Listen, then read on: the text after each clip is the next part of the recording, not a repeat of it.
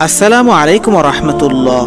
প্রিয় ভাইয়েরা, আজকে আমি আপনাদেরকে এক জিনাকারী মহিলার এমন একটি ভয়ঙ্কর ঘটনা জানাতে চলেছি যে ঘটনাটি জানার পরে আপনারা সকলেই অবাক হয়ে যাবেন এবং জীবনে কখনো কাউকে জিনা করতে দেখলে দৌড়ে তাকে গিয়ে আটকাবেন।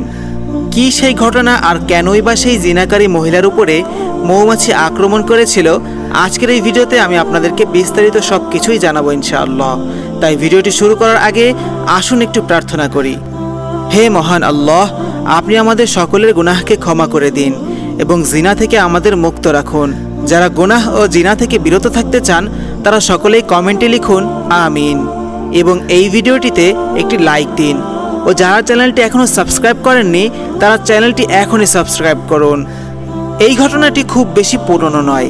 এই ঘটনাটি ঘটেছে আমাদের পার্শ্ববর্তী দেশ ভারতের তামিলনাড়ুর কোনো এক গ্রামে। যেই মেয়ের সাথে এই ঘটনাটি ঘটেছে সেই মেয়ের নাম সাবিনা।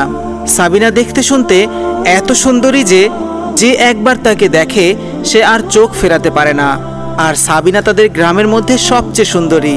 তার মতো সুন্দরী তাদের গ্রামে আর কেউ ছিল না। সাবিনার বয়স যখন 21 বছর তখন সাবিনার পাশের গ্রামের ফারুক নামের একটি ছেলের সাথে তার বিয়ে হয়।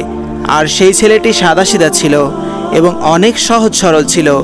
সেই ছেলেটি তার বাবা মার সাথে বসবাস করত, কিন্তু বিয়ে করার পরে সে সাবিনাকে নিয়ে অন্য আরেকটা জায়গায় নতুন একটা বাসা করে আর সেখানেই তার সাথে থাকতে শুরু করে। ফারুক পেশায় একজন সরকারি চাকরিজীবী, তাই সে প্রতিদিনই সকাল 9টার দিকে অফিসে চলে যায় এবং বিকেল 5টার দিকে অফিস থেকে আসে।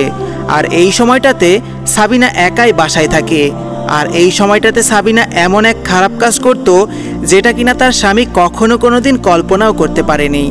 সাবিনা সবসময় তার স্বামীকে বলতো, আমি তোমাকে অনেক ভালোবাসি এবং তুমি যখন বাসায় থাকো না তখন আমার একদমই ভালো লাগে না। কিন্তু প্রিয় ভাইয়েরা, আসলে সাবিনা তার স্বামী যখন বাসায় থাকে না তখন সে তার পুরনো প্রেমিককে বাসায় ডাকে। আর তার পুরনো প্রেমিকের সাথে সারাদিন একা ঘরে কি করে সেটা নিশ্চয়ই আপনাদেরকে আমার বলতে হবে না। এভাবেই দিনের পর দিন কেটে যেতে থাকে। সাবিনা প্রায় প্রতিদিন তার পুরনো প্রেমিককে ডেকে তার সাথে নিয়মিত যৌন সম্পর্কে লিপ্ত হতে থাকে। সাবিনার স্বামীর নতুন বাসার কাছে একটি মৌমাছির চাক কিছুদিন যাবৎ বাসা করেছে। সাবিনা লক্ষ্য করে দেখল সেই মৌমাছির চাকটি ধরার কিছুদিনের মধ্যেই চাকটি সম্পূর্ণ মৌমাছিতে ভরে গেল। আর অল্প কিছুদিনের মাঝেই সেই মৌমাছির চাকটি সম্পূর্ণ একটি মৌমাছির চাকে রূপান্তরিত হলো। একদিন সাবিনার পুরনো প্রেমিক যখন তার বাসায় আসছিল তখন হঠাৎ করেই তার চোখ সেই মৌমাছির চাকে পড়ে।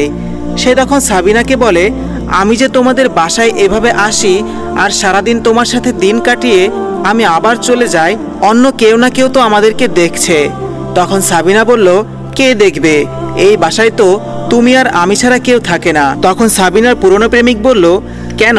এই মৌমাছিগুলো তো প্রতিদিন আমাকে আসতে যেতে দেখে, আমার ভয় হয় মাঝে মাঝে।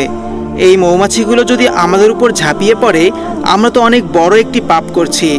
তখন সাবিনা বলল, কিসের পাপ?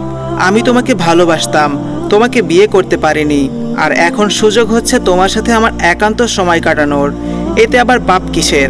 প্রিয় ভাইয়েরা, এরপরে কি ঘটলো বিস্তারিত জানার আগে আপনারা যারা ভিডিওটিতে এখনও লাইক দেননি তারা এখনই ভিডিওটিতে একটি লাইক দিয়ে দিন। সাবিনার এই কথা শুনে তার পুরনো প্রেমিক বলল, আমি কিন্তু তোমাকে বলেছিলাম চলো আমরা পালিয়ে বিয়ে করি, কিন্তু তুমি সরকারি চাকরিজীবী ছেলেকে পেয়ে আমার সাথে পালিয়ে বিয়ে করতে নিষেধ করে দিলে। আর এখন তুমি প্রতিদিন আমাকে তোমার বাসায় ডাকছো, আর এখানে আসার পর আমি তোমার সাথে খারাপ কাজ করছি। এটা কিভাবে ঠিক হচ্ছে? এতে তো তোমার সময় পার হয়ে যাচ্ছে আর আমার সময় নষ্ট হচ্ছে। তখন সাবিনা বলল, দেখো, তোমার যদি আসতে সমস্যা হয় তুমি এসো না, আমার অনেক মানুষ আছে যাদেরকে আমি ডাকলেই চলে আসবে, আর তারা তোমার চেয়েও থাক আর না বলি। তুমি চাইলে কাল থেকে আসতে পারো আর না চাইলে নাও আসতে পারো। তখন সাবিনার পুরনো প্রেমিক বলল, আচ্ছা ঠিক আছে, আমি আসবো, সমস্যা নেই, কিন্তু প্রতিদিন আসতে পারবো না, আমারও তো কিছু কাজ আছে।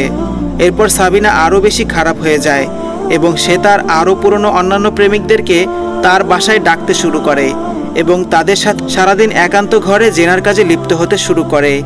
এইদিকে একদিন ফারুক সাবিনাকে বলল, দেখো, তোমার ভাবভঙ্গি আমার ভালো লাগছে না। আমি অনেকের কাছেই শুনলাম তুমি নাকি প্রায় বাসার বাইরে যাও আর এমন পোশাক আশাক পরে যাও দেখে মনে হয় তুমি যেন যুবতী। তোমার এখনো বিয়ে শাদী হয়নি। এটা তো ঠিক না, আমি সারাদিন বাসায় থাকি না, তাই বলে তুমি যেভাবে ইচ্ছা সেভাবে চলবে? তখন সাবিনা বলল, দেখো আমি সারাদিন বাসায় একা থাকি, তাই আমার মনেই থাকে না যে আমি বিবাহিত, তাই যখন তখন যেভাবে বাসায় থাকি সেভাবেই বেরিয়ে যায়। তুমি আমার জায়গায় থাকলে তুমি এমনটাই করতে। এই কথা শোনার পর ফারুক আর কোনো কিছুই বলল না।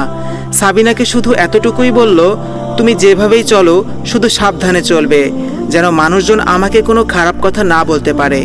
প্রিয় ভাইরা, সাবিনা মূলত বাসার বাইরে যেত সেই এলাকার বিভিন্ন যুবক ছেলেদেরকে তার প্রতি আকৃষ্ট করে তাদের সাথে খারাপ সম্পর্কে জড়াতে এবং তাদের সাথে জিনা সম্পর্কে লিপ্ত হতে। মূলত এটাই তার একমাত্র উদ্দেশ্য। সরকারি চাকরিজীবী ছেলেকে বিয়ে করার কারণে সে জানতো তার স্বামী সারাদিন বাসায় না থাকলে সে একটা অন্যরকম সুযোগ পাবে তার ইচ্ছা মতো করে চলার। কিন্তু এভাবেই দিন কেটে যেতে লাগলো। আর একদিন সাবিনা স্বপ্নে দেখলো তার পাপের কারণে অনেকগুলো মৌমাছি তাকে তাড়া করছে এবং সেইগুলো তাকে ধরার জন্য তার পেছনে পেছনে উড়ে যাচ্ছে। এই স্বপ্নটি দেখার পর সাবিনা লাফিয়ে ঘুম থেকে উঠে যায় আর সেদিনের পর থেকে ভাবতে থাকে, আমার নিশ্চয়ই ভালো পথে ফিরে আসা উচিত। আমার স্বামী এত ভালো মানুষ, সে আমাকে এত বিশ্বাস করে, এখন হয়তো আমার আর খারাপ পথে থাকা উচিত হবে না। কিন্তু যে খারাপ সে তো খারাপই। আসলে সাবিনা তারপরেও ভালো হলো না। সে নিয়মিত একের পর এক ছেলের সাথে খারাপ সম্পর্ক গড়ে তুলতে লাগলো এবং একের পর এক ছেলের সাথে যৌন সম্পর্কে লিপ্ত হতে থাকে। এভাবে করেই দিন পার হয়ে যেতে লাগলো। আর একদিন হঠাৎ করে সাবিনার স্বামী দুপুর 2টার দিকে অর্থাৎ ভর দুপুরে বাসায় আসলো। সেই সময়ে সাবিনার প্রেমিক সাবিনার ঘরেই ছিল। আর সাবিনা যখনই বাইরে থেকে তার স্বামীর আসার শব্দ শুনতে পেল, তখন সে তার পুরনো প্রেমিককে বলল, তুমি দেওয়াল দিয়ে লাফিয়ে চলে যাও, আমার স্বামী এসে যদি তোমাকে দেখে তাহলে অনেক খারাপ কিছু হয়ে যাবে। আর প্রিয় ভাইয়েরা, সাবিনা তার স্বামীর জন্য দরজা খুলে দেওয়ার সময় তার পুরনো প্রেমিক দেয়াল দিয়ে লাফ দিয়ে যখন বাইরে বের হয়ে যাচ্ছিল, তখনই তার মাথা মৌমাছির চাকের মধ্যে লেগে যায়। আর যার কারণে মৌমাছিগুলো এদিক সেদিকে দৌড়াদৌড়ি করতে থাকে। আর শেষ পর্যন্ত ফারুকের সামনে অর্থাৎ সাবিনার স্বামীর সামনে সমস্ত মৌমাছিগুলো সাবিনার মুখের উপর এসে পড়ে। আর মৌমাছিগুলো সাবিনার মুখকে এমনভাবে আঁকড়ে ধরে, সাবিনার মুখ দেখে মনে হচ্ছিল এটা যেন কোনো মানুষের মুখ নয়, এটা যেন মৌমাছির চাক। আর সাবিনা সেই সময় মৌমাছির কামড় সহ্য করতে না পেরে তার স্বামীকে বারবার বলছিল, তুমি আমাকে বাঁচাও, তুমি আমাকে বাঁচাও, আমি তোমার অনেক ক্ষতি করেছি, আমি তোমার অগোচরে অনেক পাপ কাজ করেছি, তুমি আমাকে এই বিপদ থেকে রক্ষা করো, আমি আর কখনো সেইভাবে লিপ্ত হব না। তার স্বামী তখনও দরজার বাইরে ছিল, তিনি তখনও বাড়ির ভিতরে প্রবেশ করতে পারেননি। তিনি বাইরে থেকে সাবিনাকে বলছিল, এটা কি বলছো তুমি? তখন সাবিনা মৌমাছিগুলোর কামড়ে চিৎকার করতে করতে তার সমস্ত পাপের কথা তার স্বামীকে খুলে বলল। তখন তার স্বামী বলল, যা হয়েছে তোমার সাথে ভালোই হয়েছে, আমার মতো একজন মানুষের সাথে তুমি যে বেইমানি করেছো তার উচিত শিক্ষা তুমি এখন পাচ্ছ।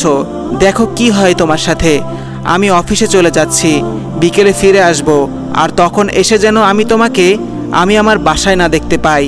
আর এরপর বিকেলবেলা তার স্বামী ফিরে এসে দেখে সমস্ত মৌমাছি সাবিনার সমস্ত শরীর কামড়ে সাবিনাকে সেখানেই নিহত করে রেখে চলে গেছে। আর এটাই হচ্ছে আল্লাহ তাআলার বিচার, জিনাকারের শাস্তি। আল্লাহ তাআলা রব্বুল আলামিন ইহকালেও দিয়ে থাকেন এবং পরপারেও দিবেন। আপনি যতই গোপনে জিনা করুন না কেন, নিশ্চয়ই কেউ না কেউ আপনাকে দেখছেন। আর যে আপনাকে দেখছেন সেটা মহান আল্লাহ তাআলার যত ক্ষুদ্র মাখলুকই হোক না কেন, আল্লাহ চাইলে তার সেই মাখলুককে দিয়েই আপনাকে শাস্তি দিতে পারেন। আর এই ভিডিওটি তার প্রমাণ। তো প্রিয় দর্শক, ভিডিওটি কেমন লেগেছে তা অবশ্যই কমেন্ট করে জানাবেন। ভিডিওটি ভালো লাগলে অবশ্যই একটি লাইক করবেন এবং সাবস্ক্রাইব করে পাশে থাকা বেল বাটনটি বাজিয়ে দেবেন।